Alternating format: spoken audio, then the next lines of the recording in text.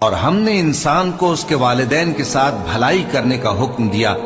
उसकी माँ ने उसको तकलीफ से पेट में रखा और तकलीफ ही से जना, और उसका पेट में रहना और दूध छुड़ाना 2.5 बरस में होता है, यहां तक कि जब वो पुख्ता उम्र को पहुंच जाता है और 40 बरस का हो जाता है तो कहता है कि ऐ मेरे परवरदिगार, मुझे तौफीक दे कि तूने जो एहसान मुझ पर और मेरे माँ बाप पर किए हैं उनका शुक्रगुजार बनूं, और ये कि नेक अमल करूं जिनको तू पसंद करे, और मेरे लिए मेरी औलाद को नेक बना दे।